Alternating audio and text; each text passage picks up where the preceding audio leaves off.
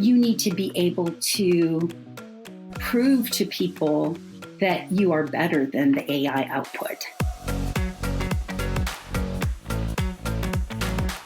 Welcome again to Hired the Podcast, a conversation with the best and brightest about the world of work. I'm Travis Miller, and with me today is Colleen Hayes. Colleen has been a leader in marketing and strategy for some of the most iconic tech companies out there, including IBM, Thermo Fisher Scientific, Broadcom, and most recently as the Vice President of Strategic Marketing for Teradyne Robotics.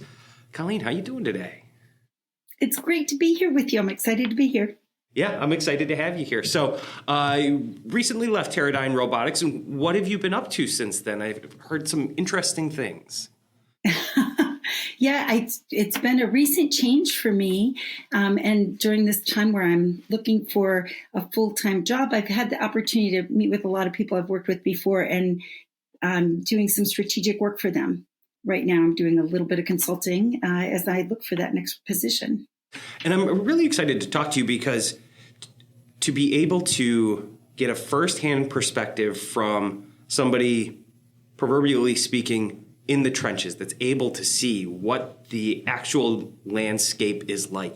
Despite all the reports you hear, and companies have their own separate challenges and strengths and weaknesses, but what is it like out there right now as an executive in the job search market? You know, it's interesting because as I've been thinking about making this change that I just made, I had the opportunity over the last quarter. I probably reached out to about 100 of my contacts. Mm-hmm. So I have just to reconnect with people and find out how are things going with them, what are their markets like, how are things moving forward. And I'll tell you, it's a mixed bag out there right now. There's some people that are zigging and zagging. There are some people that have found their right thing right away. I would say, depending on what kind of organization you'd like to be at, I think it makes a difference. What I'm finding from the people I've spoken with, some of the larger organizations are still a little harder to get into at the executive levels right now. There hasn't been as much change. There's a little bit of hedging still going on, I think. Those openings are a little bit harder to get into right now. If you want to go the startup route, I think there's some really good opportunities that are out there. If you want to be on the ground floor of some exciting new tech companies, I think some of the contacts that I've been working with, they've had really good success. So if you want to be somewhere in the middle, that's something that I'm a little bit more interested, maybe not super big anymore, but not super small, because I really enjoy helping businesses scale. So when they're, ready to get, going for their first billion, that's really exciting to me. I think that's a mixed bag in there, finding the right entry point with the right position. So, and this is from people that are doing a variety of different roles. Not, I've talked to people that are in product management, people that are in sales, people that are in other marketing, capacities. So I think it's been kind of a mixed bag right now. What's your insight on that, particularly on the larger companies? Why do you think there is less movement now, a little bit more conservative mindset? I can't really say that I have, a silver bullet as to why. I think there's still some change going on there. I think many that I've seen have been hiring from within, which is nice to see too. And some are looking for some fresh blood, but they're taking a little longer in their searches. So it's just, I think part of it is a duration thing. They're not as quick to make the change. Got it. So I'm not surprised that you've talked to so many of your contacts recently, because you told me before that you have a rather interesting method of how you approach how you've approached your job search strategy in the past. Yeah, it's super interesting to me because I had a lot of time to reflect about what did I want to do next, right? I loved the job that I had at Teradyne Robotics. It was great. It just wasn't the right fit for what I wanted to do next. So I had to start to think, what do I want to do next? And as part of that, I was thinking, how have I gotten my jobs in the past? And I've been around a while now. And as I've looked back at all the positions that I've had since college, and even my first internship at college, I got because I knew somebody. I was talking to somebody that knew somebody that knew somebody, and they made the connection, and I got the interview. You have to put in the work, by the way. It's not that it's just that somebody, did that. They were competitive roles all the way through, but it was somebody gave me the door that opened, or at least the contact that I could, weasel my way into the door. Right. So my strategy for the last few positions that I've had has all been networking first. It's not the only tool in the toolbox, but it's been the most effective for me. And I did an analysis when I left IBM. I think it was in like 2017. I left IBM, and I did an analysis about how many jobs I applied for. 75 jobs, I think it was, online through this process, and out of it, I got maybe 25 responses back. It's more than I would have guessed. Saying, "Hey, we got your resume." Like, that was it. Like, I was thinking, my God, they have all these automated systems. Why aren't I getting like, "Hey, we acknowledge that you exist"? But I didn't. But I'm sure it's improved greatly since then. But it was surprising to me. But out of that, I probably got really 5 meaningful interviews. But when I looked at from the networking perspective, I put in, less than 75 and got probably 20 meaningful conversations. So it's a numbers game for me, and I kind of do the analysis. So from my standpoint, you should probably activate as many channels as you can. Like, as a marketeer, that's the way I think about it. Networking is certainly one aspect. Applying online is another. Making sure that you're visible on job sites, I'm sure that's another. Certainly I keep, myself visible there too. Maybe reaching out to, recruiters. I've reached out to some. That hasn't been so far like a leading way that I thought it might be. But, I'm going to use every avenue possible. No, I can see that. Like you said, it's a tool in the toolbox. And talk to me about how you utilize this networking strategy, because, when I think about it, using networking to find a job, I think of calling up people I know and saying, "Hey, I'm on the market, I'm looking for a job." And that seems not great to me. It's not bad though. And I think if I was talking to someone about this last week, if I could go back and tell my younger self, what would I do different in my career? One of the things would be to just stay in touch with more people more frequently. So it's not just when you're looking for a job. Right. But it's hard. I mean, you meet a lot of people through a long career, and that's hard. But when you reach out, I think there's, at least what I find in the way I've been conducting these, is that I'm upfront saying, "I'd like to reconnect with you. We haven't chatted in a while. I have some time right now as I'm looking for what my next thing would be, and I'd like to connect." But I also, and people are responsive. I've had really good responses. Some people don't get back to you right away because they don't look on LinkedIn, or they don't look, whatever. They missed your email. You just can't feel bad about it. I'm sure they still love me dearly. I'll reach back out to them again. But, and there's others that are like, "Oh, I can't help you right now," or "I'm too busy right now," whatever. That's okay. But people are really open to, helping you out. It might be just a thought partner with you about how to do this. And then I've been able to give back during these processes too. This is where I've said, I'm doing some consulting work now because people are saying, "Gosh, I could use you right now though to do this. I don't have a full-time position." Or, "Do you know of anybody that could do that?" Or those kinds of things. And those connections, giving back in that dialogue, it's not just all about me. When I really care about what they're up to and how I could maybe add value, maybe it's passing along something I read, or connecting them to somebody that they really need. For example, somebody was talking to me about a position that they were like, "Well, maybe you'd be interested." I said, "You really want this person over here. I just talked to her last week." I said, "Because she's got the exact skills you want, and she's in the market today." So I think it's just making sure that you're authentic about what you want to get out of it, but also being a real networking partner, right? Giving back along the way. I think that's critical to the success of that working. Yeah, that's a good way to put it. And you recommended a book to me about this. Yeah. And in it, Nathan Perez, who wrote the 20-minute networking meeting, said, listening is learning and networking is give and take. Don't be tempted to talk about yourself or what you're in need of. It's that give and take, the give and give versus the take and the take. And I think you exemplified it well, that you're not calling these people to say, I need a job. It could be it's part of the conversation, but you want to know what their world is like, and if you can fit into a part of it. Yeah, and it's been such a great. The networking has always been this for me, but I'm just reflecting back over the last couple of months when I've been really spending a lot more time doing it again.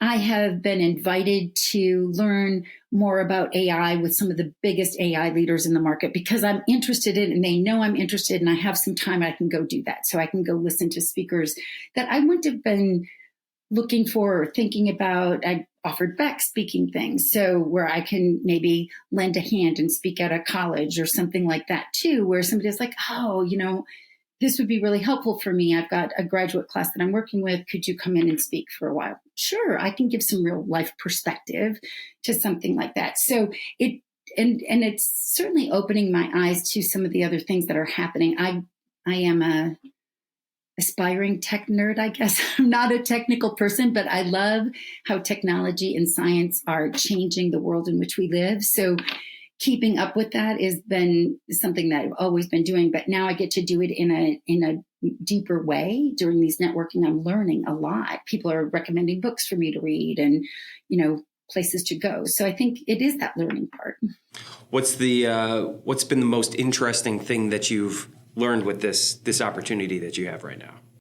Oh, the most interesting, I think I'll have recency bias, but I went and saw, a couple of speakers last week at a meeting that were they've been in the machine learning and AI game for, almost like 8 years now and stuff, and understanding how they really are viewing AI as a good tool to augment the human experience, and really thinking closely about what are the ethical things that we have to be careful about, and how does what's real actually get surfaced versus when you put in a lot of fake news, for example, and what might come out through other things, the way AI is being used, and what are some of those concerns. So I thought it was great to hear some of these visionaries that have been doing it for a while talk about the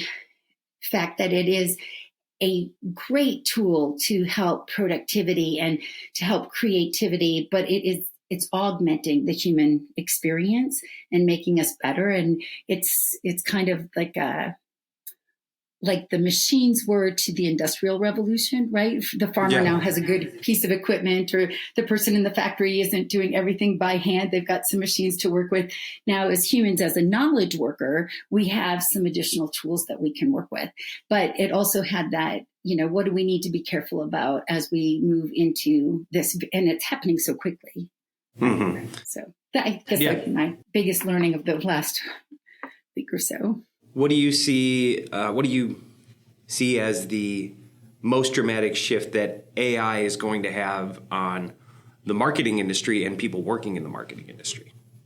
I think, it's so interesting because to me, marketing has such depth to it now. Like when I first started in marketing, there was no social media. Like I'm that old, right? So there was no social media, and there weren't the great tools. The web was just kicking off and stuff, and so now all the analytics. So this art and the science. I think AI plays two very different roles for us in marketing.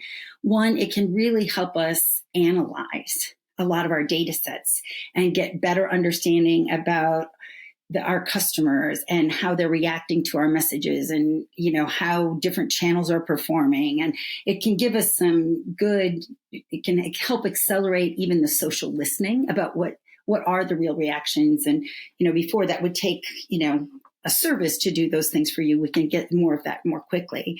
And then on the creative side, I think it does really help accelerate. I've been using it for a while now. And, it kind of jumpstarts things for me. I never accept anything it gives me ever, the way it's written.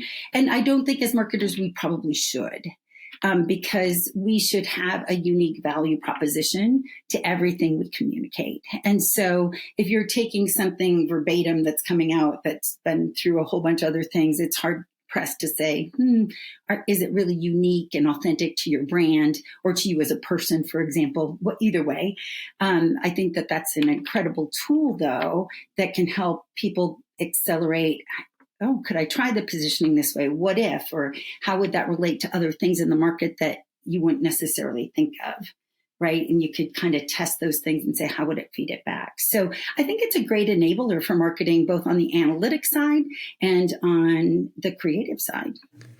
I think it's a great way to put it. I read a post recently, and I can't remember who wrote it. I'm going to find it and I'll put it down in the show notes. But it was somebody who worked in marketing, and the company fired their graphic design team. Mm-hmm. And they brought in people who branded themselves as AI prompt generators. And after 4 weeks, they were all gone. The company canned them all because they couldn't kick anything out. They could get the basics right. They could get it started, and they'd bring it to the marketing manager, and he'd say, okay, that's a good start, but I want this part changed, or I want these colors different over here, or I want, can you combine these two images? And they couldn't do any of that. They couldn't prompt it to change what it had already done. They could only prompt it for something new. And if you had a graphic design person who was skilled in how to utilize AI to get started, but then had the talent and wherewithal to be able to manipulate that original prompt that it was given, that's where the magic happened, because AI still can't, I don't think, and maybe, I'm not sure it ever will, be able to fully understand the art of the human mind. I think that humans are human for a reason, right? Because there is this emotional connection and everybody reacts differently. So the machine is collecting a whole bunch of other people's reactions to things, right? Mm-hmm. But it's still not going to know how are you personally going to react, right? And do you know better than the machine on how else you're going to break ground in new areas, right? Mm-hmm. With the innovation. So I kind of view it as that's not surprising to me, because they should be learning how to prompt things. I think all kids coming out of, universities and stuff today, that's going to be like part of their tool set when they leave college, right?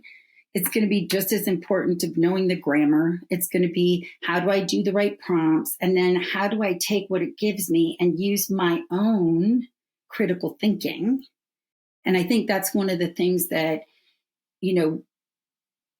we need to make sure that everybody continues to have that critical mind. I think now being a critical thinker is more important than ever, because this is one of the things that, came out of the side conversations of this meeting I was at last week, is it's easy to get lazy, right? I think about how many people take the headline news right now, which even journalism has really, unfortunately taken more of a back seat now, because the investigative reporting that kept government and city, documents and really pressed and investigated things, they're not doing that anymore, because the speed cycle for things is super fast. And, people aren't, the whole publishing business has gone down in terms of volume and revenue and all of that kind of stuff. So they were part of what kept the critical thinking so alive in our society. And now it would be easy, and I can see this in some of the people that I talk to that are in various generations. I won't even say just the younger generations, where they kind of just take things at face value. And I don't think we can. And I think the more we get into the AI world and the more it's impacting us as knowledge workers, it makes our critical thinking skills more important than ever. And as you interview for new jobs, you need to be able to prove to people that you are better than the AI output, right? And that only comes because you can critically think. So if you can't keep those skills sharp and don't really know how to bring that forward, yeah, you'll get canned, right? Because you're not bringing that extra value. Because other people that are critically thinking, they're going to figure out how to do the prompting, whether they're taught in school or not. They're going to get really good at it, so that it can accelerate their productivity and get them to think about other things. But you have to do that critical thinking. Mm-hmm. What are your suggestions for people to continue to hone that critical thinking muscle? Well, I think the biggest thing that any of us can do is always learn. So that means reading, I think, a lot. It's good that there's lots of methods in which you can get information. I think some of the things that where you're pushing yourself to read some more nonfiction that's maybe deeper than you'd want to go. Like, I have a little rule for myself. I get one fun book. I just finished a fun book last night, which is great. But then I go and I try to look at some of the business books in different areas, or the tech books, so I can learn a little bit more. So I kind of rotate what I'm spending my time reading. And I certainly read a lot of articles, but the articles only go so far. And to really make sure you're honing your critical thinking skills, it helps. One of the speakers at this conference that I was at, he was saying, if I could recommend anything, I'd tell everybody to go read all the classics, because those people, and all the philosophers. And I was like, oh my gosh, I'm not sure I'm ready to go back there. But I think he's got a point, right? You gotta push yourself, not just for the easy read. Yeah, no, I can see that. And there's probably a happy medium there. I can't imagine sitting down and, plowing through Ulysses or something, trying to do that again. Right. But to mix it up, I mean, the fun books are great. I just finished reading Shogun. The new series is out, and I wanted to read the book before I started the show. But also, one of our own, Casey Chitwood, her husband just put out a new book that I just ordered, and I'm excited to read it. What's it called? I'm going to plug him a little bit because it looks great. Leadership is Not Enough. An Operator's Guide to a Performance Culture. I can't wait to read it. Sounds lovely. What was the fun book you just finished reading? It was called what was it? Something Remarkable Creatures. Oh my gosh, I can't remember. But it was a silly little book, but it was heartwarming and delightful, about an octopus and a whole bunch of other characters. And they're certainly very smart, those octopus. Or octopi, maybe they're called. I don't even know, but they're smart creatures. But it was a fun, heartwarming book.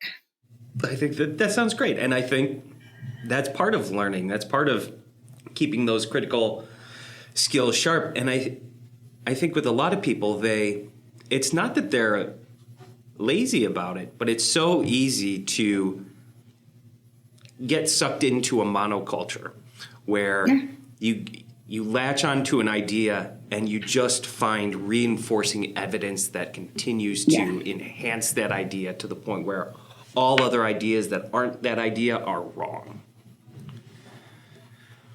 So, anyway, I kind of wanted to ask you a little bit about what's your advice for new people who are a little bit newer in their career, maybe just starting out or first, second jobs, as an executive in industrial manufacturing and technology and in marketing. What can these people, these younger people in their career, what can they do to set themselves apart? Not only to make sure that they're not replaced by artificial intelligence, but also how to set themselves apart from their peers. I think that's a really good question. And it's funny, I was meeting with a former colleague that's a little earlier in their career than me, from IBM just yesterday. And we were talking and I was listening to him and what he was saying that he wanted. And then he was telling me what he liked doing. And I was like, are you sure that's what you want to go after? And we talked a little bit more and he's like, oh my God, you're right. I think I really want to do this instead. And I'm like, I'm not trying to convince you of anything. I want you to think about it for yourself. So I think the first thing is to really kind of know, what is it that you want to do? What do you like doing? The other thing that I think about, and I still do this for myself and I do this for anyone that I hire, is I want to know what they want to learn and get out of the job. What skill are you going to learn that's new from this job that you haven't learned somewhere else? Because if I hire somebody that can do every single thing on the paper that it says this is the ideal candidate, I'm like, my gosh, that person's going to leave me in 6 months, right?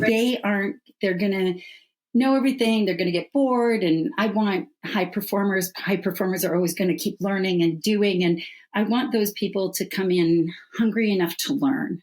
So I think you have to really identify, what do you like doing? And what do you want to learn to find out if you like doing it? I think especially early in my career, I took some lateral moves to try different things, right? I did some sales, I did some channel work, I did strategy, I did marketing, and I did lots of different types of marketing, right?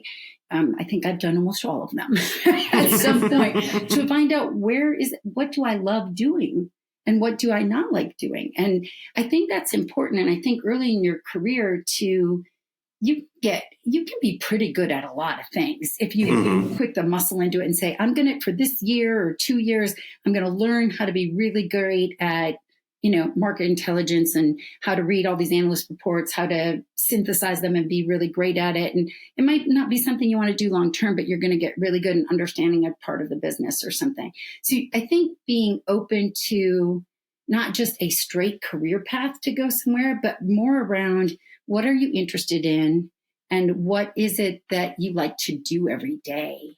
Because that's what makes an employee really thrive, is if you're in a good fit to something that you enjoy doing, or that you want to learn and find out that it's not really what you want to do long term, that's okay too. But you're going to get good at it, and that you're going to bring that tool set with you and that thinking in a different way. So I think that's a good piece of advice for people, is to don't think that it has to be this, vertical line that's going up.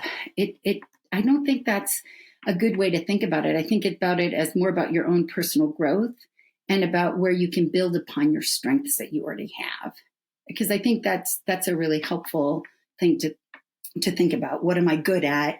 And how can I continue to do what I'm good at and learn something new?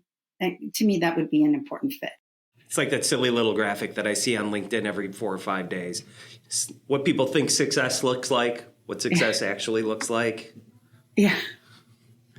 Well, then I got to take this opportunity to ask you, what is it that you like doing, and what is it that you want to learn next?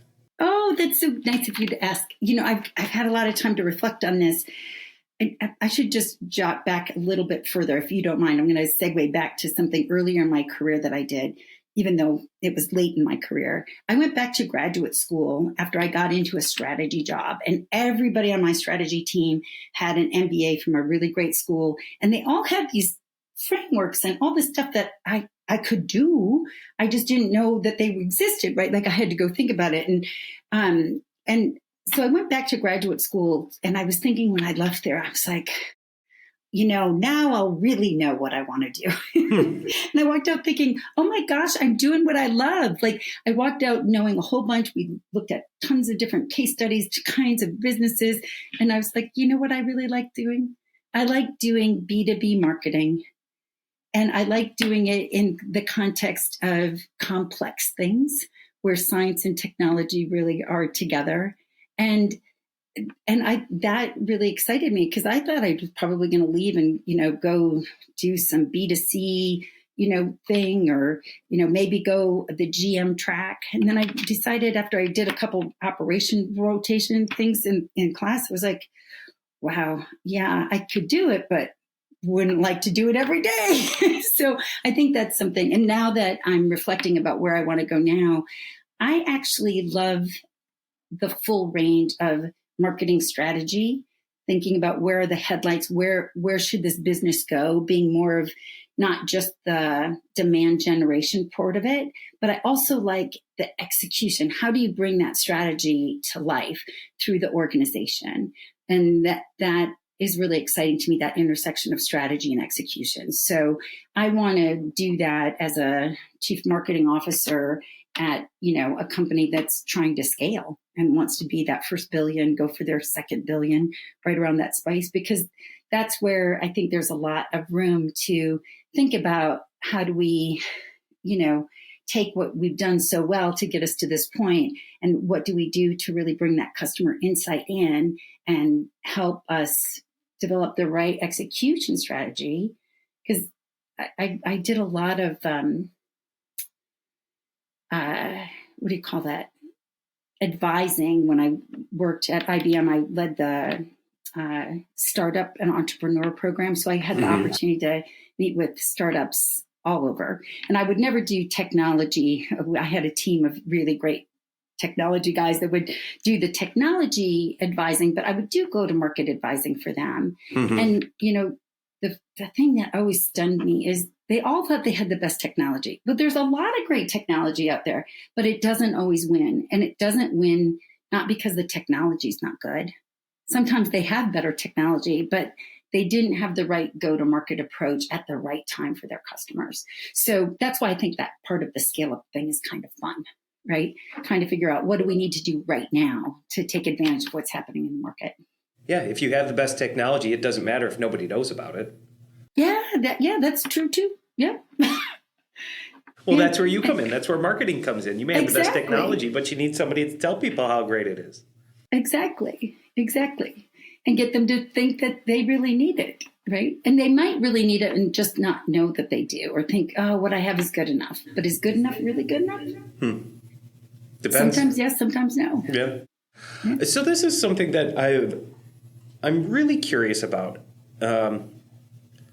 As an executive in marketing, how much time do you think companies are spending on marketing their company, marketing their employment brand as a great place to go and work? Is that a strategic thought, or is that something that just happens by circumstance? There is a huge need, especially in the tech sector and in automation too, right? Because we need to attract in automation tech-savvy people, because we don't have enough workers, and then have the skilled workers have new skills, and that's going to be technology oriented. So I think it's a really important thing for people to be thinking, how do they bring that right skill set to the table, right? Getting the right skills and doing that. And to do that, that means you have to attract the right people. And the only way you can attract the right people is by having a good place that they want to go. The market is really competitive to get those great minds, right? And if you want the best of the best, in this day and age, word of mouth is your number one brand asset. Whether that word of mouth is coming from your employees, which largely it will be, right? And then it's going to come from your partners and your customers. That's where people are going to start to really know the real brand, right? You can put up all the, ads you want anywhere else, but when people start to really say, what does that brand really feel like? Making sure that you're understanding what your brand values really are, and that it's incorporated into the fabric of your business, that helps to cultivate the right culture. And people want to work for companies that align to their values, especially the millennials and the Gen Zers. They are particularly picky. And I think that's brilliant. I really applaud them for saying, this is the kind of company I want to work for. And there's all sorts of different companies and their values. So some people might be saying, I really want to work for a company that really wants to go for profits and wants to be the leading company in their segment. That's great. There's going to be others that are saying, I want it to align to the fact that I'm really concerned about the planet, and I really want to make sure that their environmental policies and their sustainability, all of that, that's really my number one thing. Whatever that thing is, there's not a good or a bad in it, but your company values and how it resonates within your communication to your employees and how they're interpreting that is the basis of your brand. So as a marketeer, I think it's more important than ever that you pay attention to cultivating the right values and culture within the company, because they will be your number one voice outside the company. That's my belief. Do you think that holds true? And is there anything else smaller companies can do that don't have a large voice in the market, that don't have a known brand or presence? Are there any things that they can do to give themselves a slightly greater advantage over organizations that do have that well-known voice? Well, but I think that I don't think that matters by the size. I think as you start to look at things, there are people that are going to be, that I see when I've been talking to people, that gravitate towards the fact that they want the energy of a startup, right? Mm-hmm. But even when they're going to the energy of the startup, right, even though they might be in a pivot, they might be doing whatever, there's still that, what do they think that brand means to them, whatever that is. And so whether it's because of the founder and what the temperature of the founder is and the culture that founder is setting, that makes a difference. So I think as long as you're clear about whatever size company you are, whatever stage you're in, that you have a good sense of who you are or who you want to be.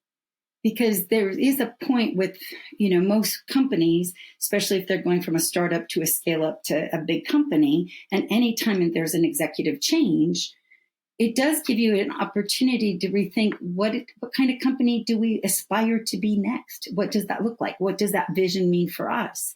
And I think that that's an important thing to be clear about, and that everybody knows what that is. And that's what attracts people, because not everybody wants to go to a big company, mm-hmm. right? And some people are really set on that. But when I talk to those people, they're looking for a kind of a niche, either through a technology, but once they find those technology companies, there's a million AI companies out there right now. How are they competing? And it's competing based on the kind of culture and the kind mm-hmm. of work that's there. Mm-hmm. Well, Colleen, this has been fantastic. What's next for you? What should people be reaching out to you about, and how can they find you? Well, you can find me on LinkedIn. I'm definitely up on LinkedIn, so you can reach me there.